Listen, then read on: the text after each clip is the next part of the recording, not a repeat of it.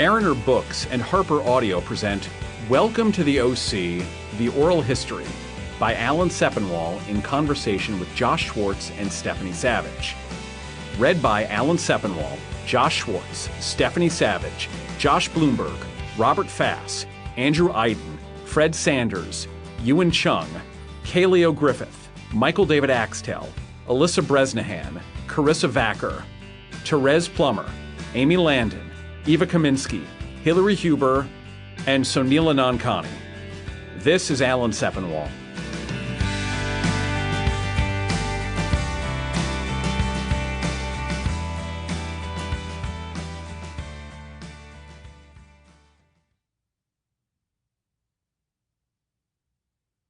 For Stacy. Prologue. The Party.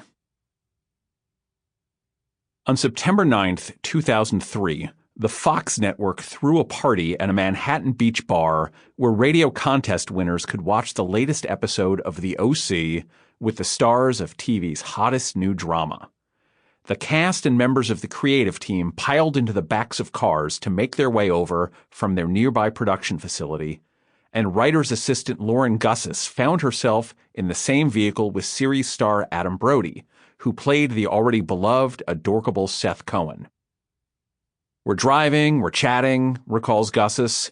The show had just aired a few times, and everybody continued to be super humble and kind. No one in the car was prepared for the scene about to unfold before them. "We get to the place," says Gussis, and the door to the car opens and Adam Brody steps out to a sea of screaming teenage girls. And I watched his face change. Like, this is the moment that this guy realizes he's famous. He didn't know until that moment that he had become a teen icon. I watched it. I saw it happen. This is maybe one of the greatest moments of my career, and it has nothing to do with me. To watch that realization dawn on someone's face, it was amazing. How many times in your life do you get to see that moment for anybody? That's the Beatlemania moment.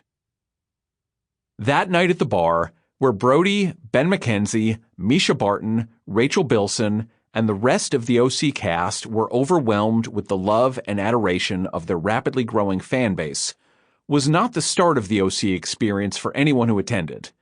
But it was the moment that transformed the way all of them thought about the reach and power of the show on which they were all working so hard. The moment they recognized they were part of something that could be described as a phenomenon, without hyperbole. It was the beginning of a wild, turbulent ride with gorgeous highs and shocking lows, on screen and off, that would not soon be forgotten by the people making the show, nor by those who watched it. The OC was, depending on who you asked, a teen soap opera that was smart and funny enough to be enjoyed by adults, or a self-aware comedy punctuated by occasional melodrama.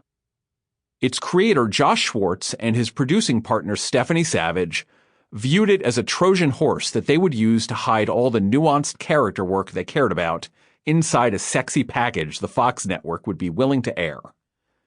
It put a mainstream spotlight on indie rock music and comic book culture. It put seemingly nonsense words like Chrismukkah, Noopsies, and Yogalates into the vernacular. In characters like brooding outsider Ryan Atwood, lonely and self-destructive Marissa Cooper, wisecracking nerd Seth Cohen, and reformed mean girl Summer Roberts, it helped create new archetypes or brought unexpected spins to familiar ones. And, oh yeah, at its best, it was pretty goddamn great. The story of the OC is typically summarized this way.